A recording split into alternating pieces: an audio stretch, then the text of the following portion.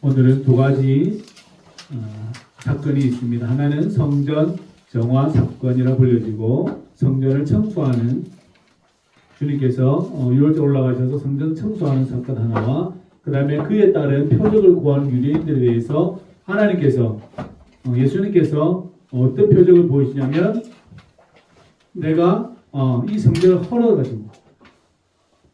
헐어서 새롭게 사흘 만에 짓겠다라는 말씀으로 이 유대인들과 대화하는 장면을 오늘 우리가 말씀에서 읽었습니다.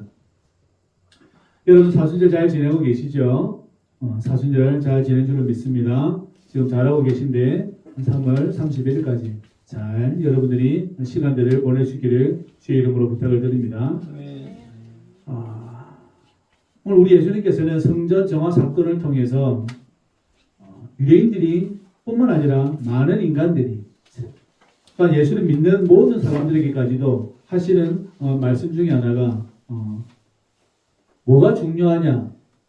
드리는 제물이 깨끗함이 중요하냐? 아니면 너 자신의 마음의 태도가 중요하냐라고 계속해서 우리 주님은 거기에 대해서 말씀하고 계신다는 거죠.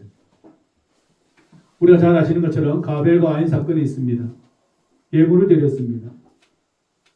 가인은 곡식을 드렸고 아벨은 양을 잡아 드렸습니다. 그런데 하나님께서는 가인의 예배를 받지 않고 아벨의 예배를 받으셨죠. 다 알고 이렇게 잘 알고 계세요. 그런데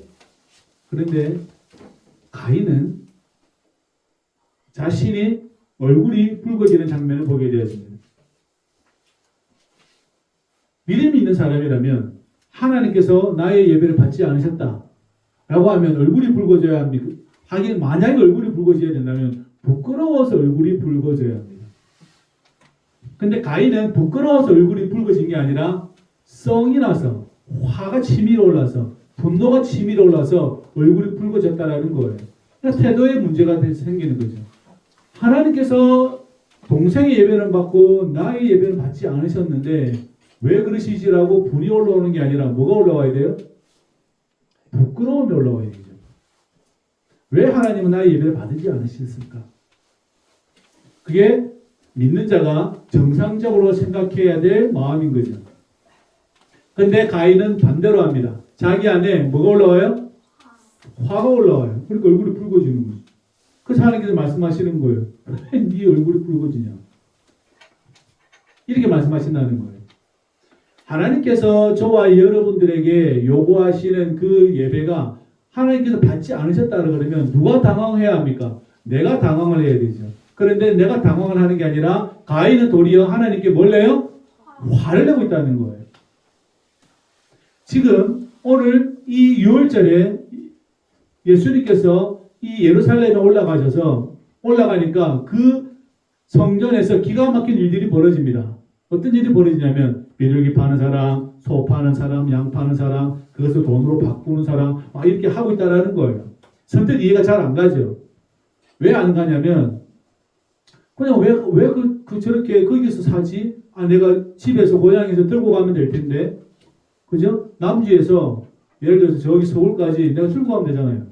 소를 들고 가면 되잖아요. 그런데 문제는 가다가 흠이 나버리면 얘가 발목을 접질렀다든지 뿔이 하나 없다든지 몸에 상처가 났다든지 그러면 레위기법에 의해서 모세오경에 레위기 있죠. 레위기법에 의해서 제사장이 예물을 안 받아요. 제물을 안 받아요. 안 받기 때문에 사람들은 가장 편한 방법으로 뭘 사용하죠? 내가 돈을 들고 가서 예루살렘에서 사는 거예요. 사가지고 내가 그 자리에서 주면 이렇게 하나님께 드리면 딱 좋죠. 그죠? 그러면 사갈 일도 없고 할 일도 없고 표면적으로는 좋아 보이나 내용으로 들어가 보면 멀리서 다시 말하면 성전 근처에서 파는 소나 양이나 비둘기를 사지 않으면 제사장들이 안 받아줘요. 왜 안 받아줍니까? 돈이 안 되니까. 이해되세요? 원래 갈릴리에서 내가 비둘기 한 마리 들고 가가지고 산비둘기를 집비둘기 들고 가가지고 갖고 오면 안 받아줘요. 왜 안 받아줍니까? 정결하지 않다라고 보는 거예요. 아무 문제가 없음에도 불구하고. 그래서 제사장이 결국 그렇게 되니까 어떻게 돼요? 돈을 들고 가가지고 그 예루살렘 근처에서 성전 근처에서 구입을 해야 돼요. 그럼 제사장은 뭘 받아요? 제사장은 요걸 받아요. 그렇게 커미션 관계가 있다라는 거예요. 그러니까 성전 근처에서 사지 않으면 다 흠이 있다고 판단하면 제사장이 안 된다 그러면 방법이 없어요. 그러니까 어떻게 사요? 결국은 이러니 저러니 이 소리 듣니 저 소리 듣니 차라리 어디서 사요? 예루살렘에서 사는 거예요. 썩 편한 거예요. 돈을 좀 더 주더라도. 우리 집에서 양을 한 마리 사면 만약에 10만 원인데 예루살렘에서 사면 한 15만 원 줘야 돼. 그래도 15만 원을 들고 가야 되는 거죠. 그죠? 그럼 그 5만 원에 여러 가지 이권이 벌어진다라는 겁니다. 돈도 바꾸는 사람, 비둘기 파는 사람, 별 사람들이 성전 중에서 다 있는 거죠. 원래 마음은 하나님께 흠이 없는 것을 드려서 내 죄를 슬퍼하는 게 목적이에요. 제물을 드리는 이유는 내가 소나 양이나 염소나 집 비둘기나 산 비둘기를 내가 바쳐서 그것마저 없으면 뭐예요? 곧 한 에바를 주님께 드려서 밀을 한 에바를 드려서 내가 나의 죄를 슬퍼하기 위해서 6월절이기 때문에 하나님이 나를 구원해 주셨다는 그 구원에 대해서 내가 나아가기를 원하는 마음에서 들고 가는 거지. 제물 자체에는 목적이 없어요. 제물 자체에는 목적이 없습니다. 그러면 부자는 소를 드리고 가난한 사람은 요만큼의 한 움큼의 한 에바를 드릴 텐데 하나님은 그 부자 손을 받고 가난한 사람의 이 밀은 안 받아요? 아니죠. 절대 그렇지 않아요. 이거를 하나 똑같이 취급해요. 하나님은 손을 받지나 밀가루를 받지나 똑같이 취급한다는 거예요. 왜요? 가져오는 자가 하나님 앞에서 뭘 가져왔기 때문에? 애통하는 마음을 가져왔기 때문에. 그래서 소가 의미가 없어요. 양도 의미가 없고 단지 어떤 마음을 가지고 왔냐는 문제죠. 그러죠? 어떤 마음을 가지고 왔냐는 문제예요. 그런데 그것을 가지고 사람들은 어떻게 했어요? 제도를 만들어 놓고 여기에서 사야 깨끗하다 이렇게 되는 거죠. 안 사면 안 된다 이렇게 되는 거죠. 그러니까 사람들은 가서 돈을 바꾸는 상황이 벌어지게 된다는 것이죠. 흠이 없는 제물을 드리고자 하는 그 정성의 그 마음이 어떻게 돼요? 제도와 만나게 되면 부정이 벌어지기 시작한다는 것이죠. 우리 크리스찬들도 그런 분들이 있어요. 헌금할 때 돈을 빳빳한 종이 돈 빳빳한 거 있죠. 새 돈을 가지고 헌금하는 사람들이 있습니다. 그럼 하나님 잘 받을 거라고 생각하는 거죠. 다시 말씀드리지만 하나님 돈 필요 없는 분이에요. 여러분 헌금 안 하셔도 돼요. 뭐가 필요해요? 여러분 지금 마음이 필요하죠. 나의 죄를 슬퍼하고 나를 위하여서 구원하실 분은 예수밖에 없다라는 그 고백의 한마디가 필요한 거지. 그 빳빳한 돈이 필요하지 않아요. 절대 필요하지 않습니다. 단지 우리가 헌금을 하는 이유는 내 마음의 표시로 하는 것이지 그것을 내가 빳빳하게 다녀오는 게 문제가 아니라는 거예요. 저와 여러분들도 마찬가지입니다. 예난 책임이나 똑같아요. 그러니까 불교적인 생각 가지고 정성이 필요하다 그래서 돈을 빳빳한 걸로 드려요. 그죠? 빳빳한 거 드리면 하나님 좋아하실 줄 알고. 하나님은 온 만물의 주인인데 줘봐야 의미가 없어요. 드려봐야 의미가 없어요. 잘못 생각하고 있는 거예요. 그 상황 가운데 예수님께서 노끈으로 채찍을 만드시고 다 내쫓으시고 소든 양이든 다 내쫓으시고 그 상을 다 엎어버립니다. 돈 파는 사람들 또는 상대를 다 엎어버려요. 왜요? 필요하지 않다는 거예요. 필요하지 않아요. 여러분 사는데 돈이 필요합니까? 맞습니다. 돈이 필요해요. 근데 진짜 사는 데는 뭐가 필요합니까? 예수가 필요해요. 우리는 그 믿음까지 우리가 나와야 될 줄로 믿습니다. 그러니까 여러분 하나님께서 모세를 통하여서 어떤 계명을 주세요? 10계명을 주세요. 10계명을 보세요. 너는 나 위에 신을 두지 말아라. 그죠? 맞죠? 그 다음 뭐 하시죠? 그 다음에 우상 만들지 말아라. 내 이름을 망령되이 부르지 말아라. 그 다음에 안식일을 지켜라. 부모, 살인, 간음, 도둑질, 거짓 증거하지 말고 이웃을 탐내지 마라. 이렇게 이야기해요. 그게 물질이 들어가 있어요? 그게 물질이 들어가 있어요? 없어요. 10계명을 보세요. 물질이 들어가 있는가? 물질이 없어요. 물질이 존재합니까? 존재하지 않아요. 하나님을 섬기는데 내 앞에 다른 신을 두지 말아라. 우상을 만들지 말아라. 그리고 내 이름 함부로 부르지 말아라. 안식일을 기억해라. 이런 내용들이 물질입니까? 아닙니다. 그죠? 하나님께서 그렇게 우리에게 모세를 통해서 명령을 하셨다라는 거예요. 근데 사람들은 내가 좋은 양을 가지고 오면 하나님은 나를 잘 봐주실 거야. 이렇게 이야기하는 그게 아니고 십계명이라도 제대로 알면 그냥 이게 우리의 삶이 얼마나 주님 안에서 부유해지는 것을 우리가 알 수 있죠. 하나님은 물질이 아니시기 때문에 물질과 관련이 없어요. 하나님은 물질이 아니에요. 우리처럼 물질이 아니라고. 물질이 아니기 때문에 물질과 관련이 없어요. 그러니까 물질을 이야기하면 하나님과 반대되는 이야기를 하는 거예요. 저와 여러분 잘 기억하시기를 주의 이름으로 부탁을 드립니다. 스가랴에서는 여호와의 전에 다시는 장사한 일이 없을 거라는 그 선언도 있죠. 그죠? 그럼 여러분 가져와야 할 게 무엇입니까? 가져와야 할 게 무엇입니까? 미가서에 보면 이런 말씀이 있어요. 내가 무엇을 가지고 여호와 앞에 하나님 앞에 나아갈까? 내가 번제물로 1년 된 송아지를 가지고 나아갈까? 이렇게 미가가 선지자 미가가 이야기를 해요. 여호와께서 천천의 순양이나 만만의 강물 같은 기름을 기뻐하실까? 저 강물같이 이 기름을 드리면 하나님 기뻐하실까? 내 허물을 위하여 내 맏아들, 내 영혼의 저로 말미암아 내 몸에 열매를 드릴까? 이 고민을 해요. 도대체 하나님 기뻐하시는 게 뭘까? 라고 이렇게 생각한다면 무엇을 가지고 나와야 되냐는 거예요. 사람아, 주께서 선한 것이 무엇임을 내게 보이셨다. 여호와께서 내게 구하시는 것은 오직 무엇을 행하며 정의를 행하며 인자를 사랑하며 겸손하게 내 하나님과 함께 행하는 것이 아니냐라고 이야기해요. 물질이에요, 아니에요? 물질 아니에요. 내가 하나님께 무엇을 가지고 나가야 할까? 내가 막 1년 된 송아지를 드릴까? 이 순양의 기름을 강같이 흘려보내면 하나님이 기뻐하실까? 아니라는 거예요. 하나님은 뭘 기뻐하세요? 정의와 인자를 사랑하고 여호와와 함께 동행하는 걸 기뻐하신다라는 거예요. 물질이 아니죠. 물질이 아니에요. 여러분 저 절이나 저기는 다 가보세요. 다 물질을 요구하죠. 왜요? 그 말하는 사람이 물질을 믿으니까 물질을 이야기하는 거예요. 탑을 100번 돌면 좋다더라. 파라 뱅뱅뱅 돌고 앉아 있는 거죠. 인형도 아닌데 뱅뱅뱅 돌고 앉아 있는 거예요. 그 불상에 아니면 그 신상에 절하면 좋다더라. 그 나무에 뭐 새끼를 꼽으면 좋다더라. 돌을 쌓아놓으면 좋다더라. 그래서 사람들은 자꾸 뭘 해요? 눈에 보이는 물질을 자꾸 하기 원합니다. 근데 하나님 뭐라 그래요?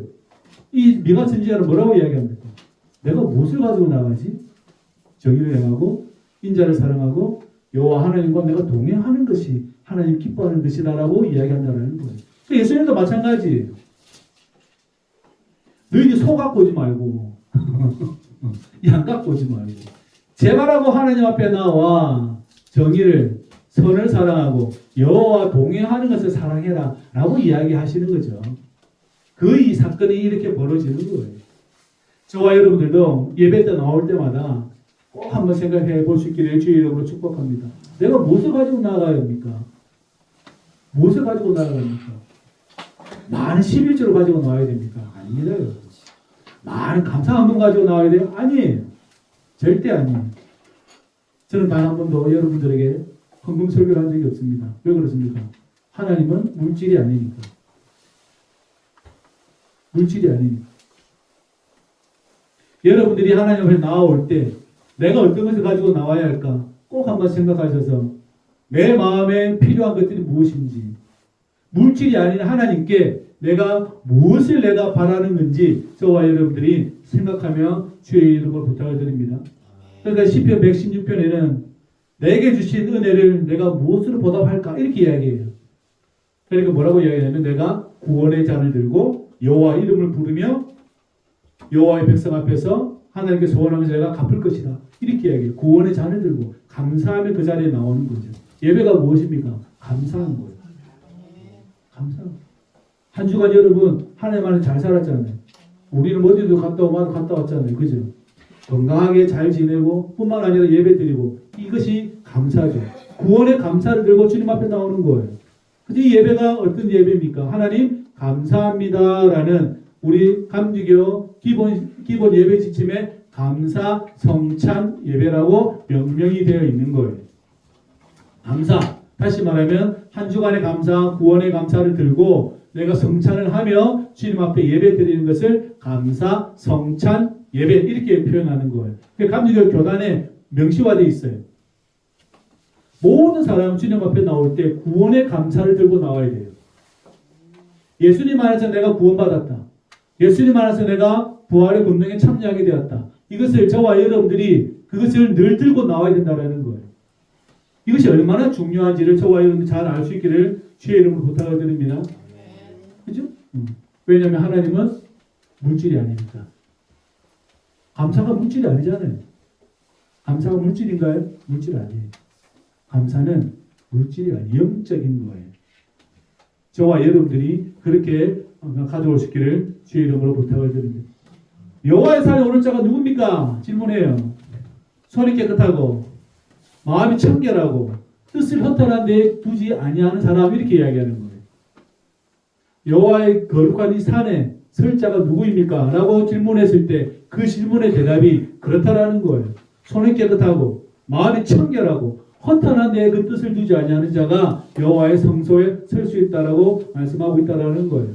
우리도 예수 믿는 크리스찬으로서 그렇게 설 수 있기를 주의 이름으로 부탁을 드립니다. 그러나 세월이 가면 예수님 때도 마찬가지. 세월이 원래는 그렇지 않았겠죠. 세월이 가니까 무디어진 거예요. 우리 예수 믿는 사람들도 마찬가지입니다. 예수 믿고 1년, 2년 세월이 쭉 지나가면 무디어져요. 그러니까 이게 감사의 마음이 자꾸 사라져 간다는 거예요. 구원에 대한 감사가 자꾸 사라져 가요. 나의 뜻과 나의 생각이 자꾸 허탄한 데 자꾸 가게 된다라는 거죠. 무디어져 가요. 그러니까 이게 예나 저기나 똑같다는 거예요. 사는 모양이 그래서 똑같아요. 여러분 이스라엘 시대에 태어날 일도 아니지만 태어났다고 하면 여러분도 똑같이 그렇게 했을 거예요. 저도 똑같이 그렇게 했을 겁니다. 여러분뿐만 아니라 저도 갈릴리에서 아니면 저 밑에서 네게브 사막에 살다가 비둘기 가지고 가는 돈 얼마 더 주고 사야겠다 이렇게 마음이 드는 거예요.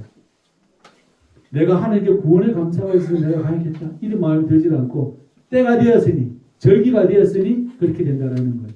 부활절도 마찬가지고 사순절도 마찬가지입니다. 때가 되고 절기가 되었으니까 내가 사순절, 부활절 이렇게 생각하시면 안 돼요. 예수 믿는 사람들은 한 해를 산다고 제가 말씀을 드렸죠. 예수님이 태어나고 그리고 추수감사절까지 이게 한 인생이에요. 예수님이 한 인생이죠. 그죠? 여러분들도 마찬가지입니다. 이 한 해를 사는 거예요. 이 한 해를 끊임없이 여러분들이 사는 거예요. 그래서 저와 여러분들도 언제나 이 상황을 조심스럽게 잘 구분하고 분별하고 다룰 수 있기를 주의 이름으로 부탁을 드립니다. 그러니까 유대인들 대뜸 물어봐요. 무슨 표적을 보여줄래? 그러니까 예수님께서 이 성전을 헐어라. 내가 사흘 만에 짓겠다. 이렇게 이야기해요. 그러니까 이 사람도 대뜸 또 물어봐요. 우리가 이것을 46년 동안 지었다. 어떻게 네가 사흘 만에 짓냐? 이렇게 이야기하는 거예요.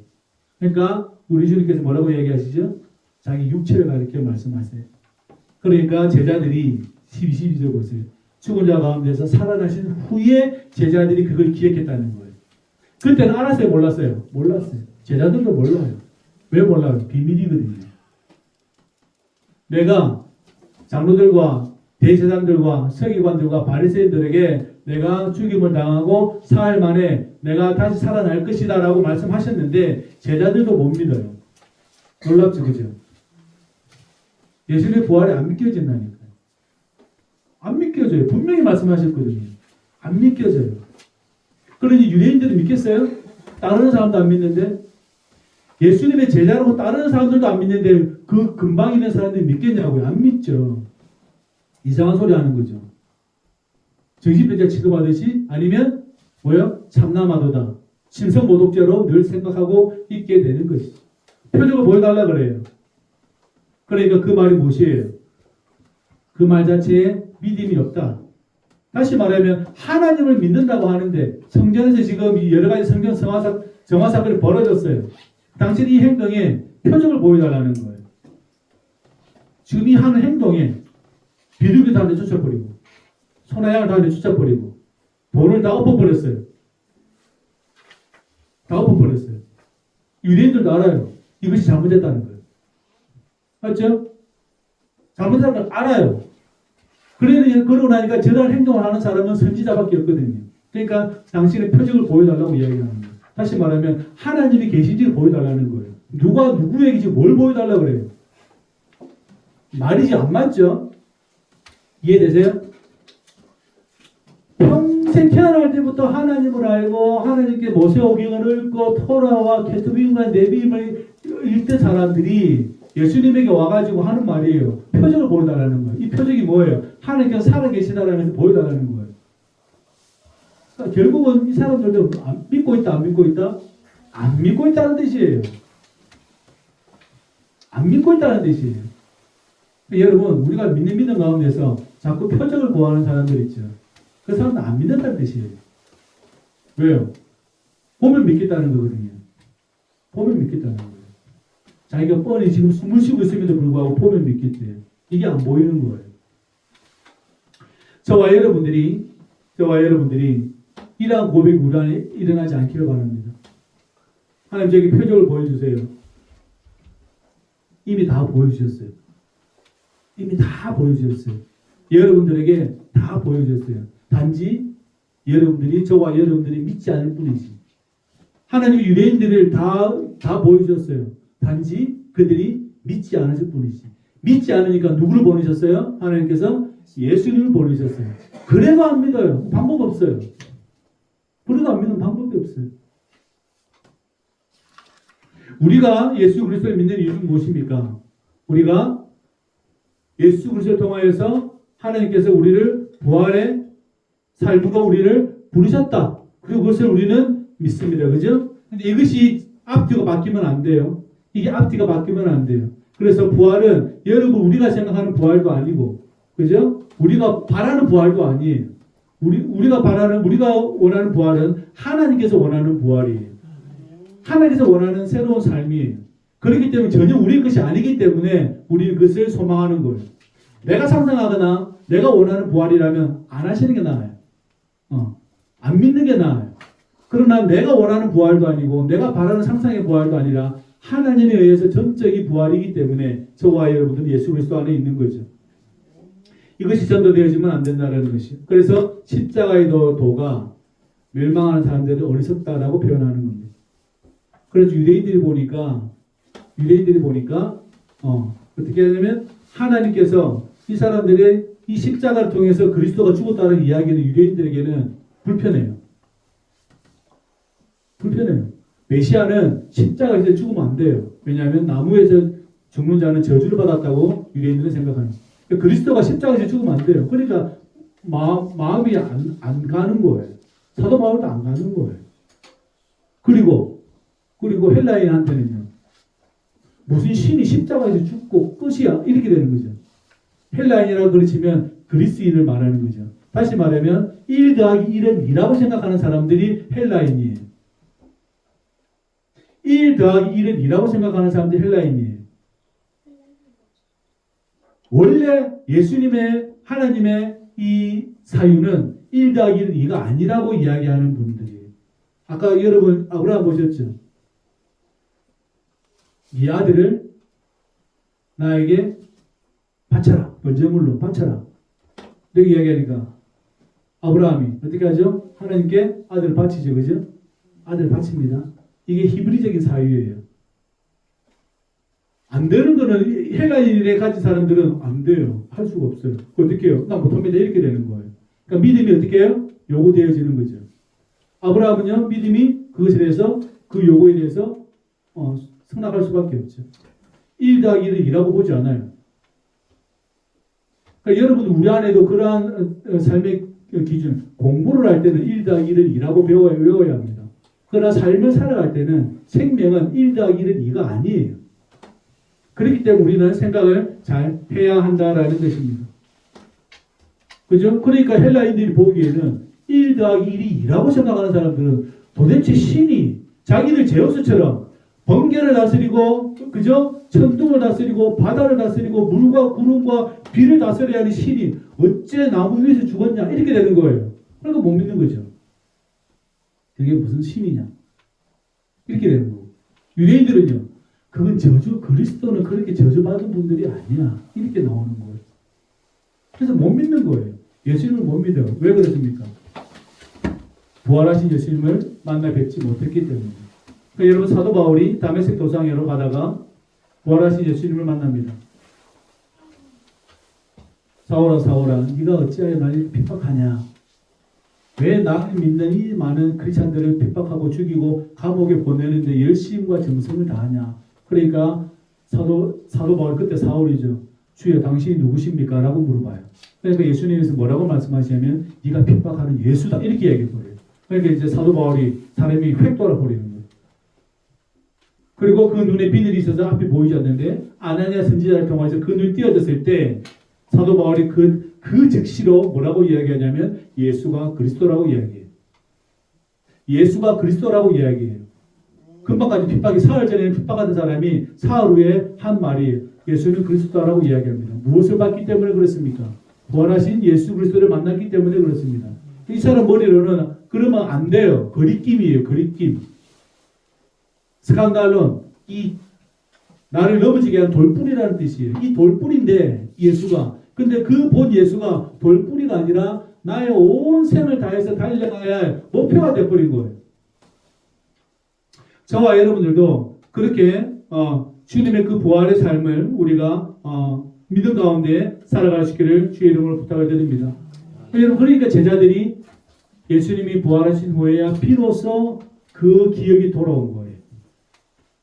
여러분들 우리 저와 여러분들도 마찬가지입니다. 우리가 한 주간 삶을 살다가 주님 앞에 돌아올 때는 어떻게 해요? 구원의 감사와 또한 주님에 대한 감사를 들고 주님 앞에 이 자리로 돌아와야 된다는 것이죠. 하나님께서 태초에 아담과 하와를 통해서 에덴 동산에서 거닐 때의 그 평화와 그 사랑을 여러분이 기대하며 이 예배 자리에 들어와야 된다는 거예요. 그리고 여러분 그 예배 자리에서 주님께 감사를 드려야 된다는 거예요. 그러니까 여러분 교회는 늘 에덴 동산이에요. 늘 제자리예요. 왜요? 갔다가 다시 주님께 동행하는 법을 배우는 장소인 거죠. 다시 그렇게 예배 드리는 장소가 되는 것이지. 우리가 이 말씀을 기억하고 다시 설 수 있기를 주의 이름으로 부탁을 드립니다. 부활로서 마주할 수 있기를 주의 이름으로 부탁을 드립니다. 부활하신 주님은 하나님의 그 영광을 드러내어 주십니다. 또한 그것이 하나님의 교제의 근거가 되기도 합니다. 저와 여러분 그렇게 될 수 있기를 주의 이름으로 부탁을 드립니다. 그러니까 여러분 성전은 그 사람들 유대인들이 말하는 성전은 물건이고 예수님이 말하는 성전은 뭐예요? 거룩한 삶을 말하는 거죠. 그러니까 안 되는 거예요. 안 맞는 말. 서로 안 맞는 말을 하고 있는 거죠. 그래서 주께서 말씀하시는 이 성전 헐어버려라. 헐어버려라. 그리고 내가 사흘만 다시 짓겠다. 부활로서 어떻게 거룩한 성전이 되어져 가는지 모든 인생이 하나님 앞에서 어떻게 성전이 되는지를 우리 주 예수 그리스도께서는 보여주신다는 것입니다. 저와 여러분들이 이 말씀을 잘 기억하고 늘 갔다가 다시 우리 이 자리에 돌아오잖아요. 이 교회로 돌아오잖아요. 돌아올 때마다 구원의 감사를 들고 주님 앞에 예배하며 또 부활의 산 소망을 품고 이 자리에서 우리가 함께 예배하며 살아갈 수 있기를 주의 이름으로 부탁을 드립니다. 기도하시죠. 고마우신 아버지 하나님, 주의 연총에 참으로 감사를 드립니다. 예수가 아니면 우리가 살 수가 없으신데 예수님을 통하여서 우리를 생명을 허락해 주시고 또한 거룩한 처소로서 또한 건물로 지어져가는 놀라운 성전 될 수 있도록 은혜를 베풀어 주시니 참으로 감사를 드립니다. 하나님 구원의 감사를 들고 늘 주님 앞에 나와 예배하는 저희들 될 수 있도록 인도하여 주시고 부활을 기억하며 또 소망하며 살아가는 저희들 될 수 있도록 우리를 축복하여 주시옵소서. 예수님의 이름으로 기도합나이다. 아멘.